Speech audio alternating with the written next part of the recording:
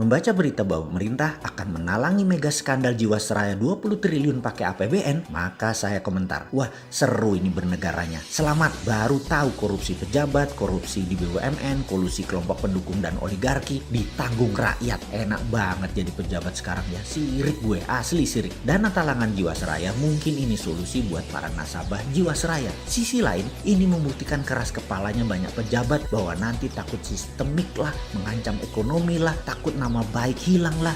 Bos, yang geblek jangan dilindungi atau kalian merupakan bagian dari sistem yang bermasalah. Biarkan yang salah yang menanggung. Kita melihat hal beginian paling gerundel, kuapok loh. Tapi begitu melihat melindungi kesalahan dan kebobrokan pakai APBN, kita berkata, kuapokmu kapan dul? Makanya bernegara jangan berbisnis. Semua itu hanya sarana buat bancaan, bagi-bagi porsi. Lah enak yang dapat, terus yang hilang filenya di kejaksaan. Ya enak juga, wis cocok wis iki. Surga banget deh kesannya para kriminal di negara ini ya. Ini negara para berdebah emangnya. Ya nggak begitulah ngurus negara. Old mind dan old system harus diubah. Itu fundamental berpikir. Cara lama yang sudah puluhan tahun tidak mau diubah. Itu yang membuat kalian punya banyak uang di luar negeri kan ya. Karena itu nggak bakal kalian mau berubah. Lah enak, ngapain berubah? Oke lah, banyak yang sudah diubah saat ini di Indonesia. Kita akui ada pembangunan bagus, iya, tapi belum menunjukkan hasil positif. Kita belum jadi negara pemenang. Kita masih pakai GBHN negara lain. Kita masih kejepit di gambar map buatan orang lain atau negara lain. Kita tidak punya nation interest yang berdaulat. Paling hanya proyek negara dan anggaran yang dibicarakan.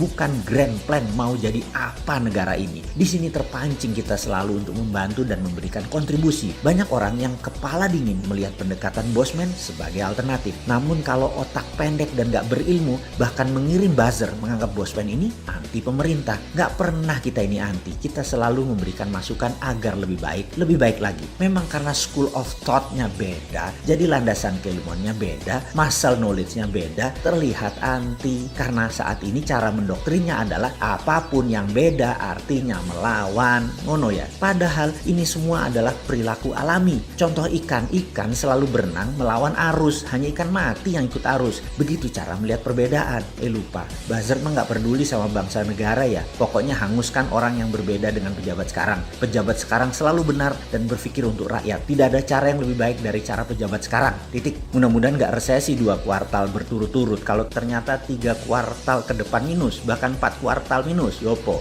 Gampang. Bangun narasi. Narasi pejabat tidak pernah salah. Yang salah orang yang beda pendapat. Aman kalau begitu. Sudah punya narasi-narasi doktrin ya. Para buzzer kan ada mastermind-nya. Ya alhamdulillah aman kalau kayak gitu. Silahkan. Kalau udah punya narasinya lanjutkan. Selamat kalian aman di atas sana. Aman. Kebetulan rakyat sekarang memang cuma butuh narasi kok. Silahkan lanjutkan bos. Kalau kita bagaimana? Ya kalau kita mah terus membangun Karsa dan mengingatkan bersuara versi kita membela NKRI. Gak didengeri, syukur. Dipakai alhamdulillah. Ini semua untuk Indonesia menang. Kita kembali mengingatkan sejarah. Sejarah yang mengingatkan bahwa Nusantara ditakdirkan jadi global player sejak lahir. Sekarang sayang, kita belum melihat rencana ke depan kita sebagai global player. Masih tarkam, masih antar kampung. Globalnya masih nyender sama superpower. Sayang banget deh. Sekali lagi, sangat disayangkan pengelolaan negara, pejabat negara, dan politikus melihat negara Indonesia tanpa wawasan sejarah. Tanpa paham kekuatan geoekonomi, yaitu kekuatan geografi untuk keuntungan ekonomi. Tidak memainkan geopolitik, yaitu kekuatan geografi untuk keunggulan politik bernegara. Dan pastinya tidak punya geostrategi. Memanfaatkan kekuatan geografi untuk faktor penekan bernegara. Intinya saat ini bagaimana membagi-bagi APBN doang otaknya. Membuat peraturan yang sedikit menguntungkan rakyat. Rakyat hanyalah sapi yang diperes-peres susunya tapi nggak dikawin-kawin. Nikahnya pejabat itu setelah menjadi pejabat bukan dengan rakyat tapi dengan oligarki, dengan kelompoknya dan dengan politikus penguasa Senayan. Ngono ya? Oke, rakyat habis digrepek-grepek doang dan herannya rakyat gak kapok-kapok malah memuja-muja pejabat seperti itu. Hero-nya dijunjung. Top dah doktrin dan propagandanya. Top Marco Top. Kagum gua. Udah selesai ngegosip, kita lanjut. Kita menengok sejarah sebentar. Kita tahu doktrin jalur sutra itu seakan-akan jalur hebat. Karena mungkin banyak pejabat sekarang kemakan propaganda film Tiongkok dan berbisnis dengan Tiongkok kedalaman. Sampai budaya dan doktrin gak bisa dibedain.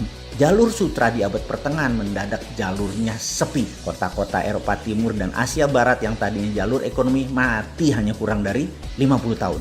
50 tahun dari apa? Dari majunya dunia maritim perkapalan di abad 14 dan 15 sehingga pada perjanjian Zaragoza dunia dibagi oleh dua raja laut. Portugis di sisi timur, Spanyol di sisi barat. Ini kayak kita sekarang Tiongkok Amerika lah kira-kira ya. Spanyol ke Amerika Utara Selatan, Portugis ke India sampai timur jauh yaitu Nusantara. Jalur sutra kalau dengan jalur maritim atau maritim line tersebut beda.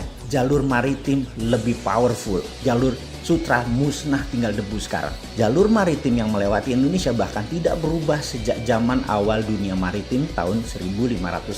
Awal puncak penjelajahan mencari dunia baru, mencari sumber bahan baku baru. Dulu rempah adalah isi dari jalur maritim yang kemudian hari disebut jalur rempah atau spice road. Adalah jalan menuju kemakmuran. Rempah Nusantara telah membawa bangsa Inggris, Belanda, Portugal ke zaman keemasan mereka. Negara Eropa makmur berkelimpahan karena rempah Nusantara. Jadi sedari awal Nusantara memang ditakdirkan menjadi global player dan menjadi pembawa kemakmuran dunia. Ketika komoditas rempah menjadi industri, kebutuhannya rupanya bisa dipenuhi oleh daerah lain di awal abad 20-an. Maka terjadi pergeseran besar di mana bukan yang di permukaan tanah yang menjadi sasaran sekarang, namun yang berada di dalam tanah, yaitu mineral bumi. Perlu diingatkan, di dalam perdagangan rempah dikatakan wilayah Maluku, wilayah Pulau Run misalnya. Jangan bayangkan kekuatan militer yang berkuasa. Sejak awal Bulognya Maluku sudah berdiri, namanya Untatang, yang membagi rata petani dan deal dengan pihak asing. Pedagang Arab, pedagang Tiongkok, sampai Portugis, Inggris adalah Untatang ini. Baru ketika Belanda kemaruk, greedy dan tamak, mereka membuang 15.000 penduduk wilayah penghasil pala tersebut, tinggal tersisa 1000-an dan ada banyak pembunuhan terjadi. Ini namanya perampokan atau state sponsor terrorism. Hasilnya diambil habis-habisan sampai jatuh nilai pala tadi, namun Belanda sudah kaya raya. VOC tepatnya kaya raya. Terus bergilir, kemudian masuklah ke komoditi lain yaitu karet, teh, kopi, coklat. Kemudian bahan baku tersebut semua akhirnya dikuasai oleh VOC. Apa pelajaran yang bisa ditangkap kali ini? Ingat, pelajaran bukan okupansi militer sejak awal, tetapi okupansi ekonomi. Jadi bagi saya bullshit bekerja sama dengan Tiongkok dan IMF itu. Itu bullshit besar. Foreign direct investment yang ada di otak pejabat adalah pemahaman anak bangsa yang otaknya sudah terpesona oleh globalis. Ini sebenarnya penjajahan sama seperti VOC di awal masuk selama 200 tahun sampai akhir tahun 1900-an kira-kira. Di saat dunia bergeser jauh di mana rempah bukan lagi primadona tapi sumber di dalam bumi yang jadi primadona seperti minyak, gas, batu bara dan mineral lainnya. Jadi sekedar mengingat, apapun perusahaan asing masuk ke Indonesia menggarap, mengambil, mengelola isi bumi Indonesia, itu penjajahan. Ide ini maka saya tekankan, kalau mandat di tangan generasi muda di tahun 2024, tidak ada perusahaan tambang di Indonesia milik asing. Setidaknya 50% adalah lokal, di mana proses hilirisasi setelah tambang tadi, mineral tadi, hilirisasinya 100% lokal. Cukup sudah dibodohi oleh asing selama 300 tahun diambil rempah dan apapun yang dihasilkan oleh alam Indonesia. Namun begitu bahan baku alam di Indonesia disentuh asing dan didiamkan, artinya dua. Satu, geblek tidak paham nasionalisme. Yang kedua adalah memang kaki tangan asing.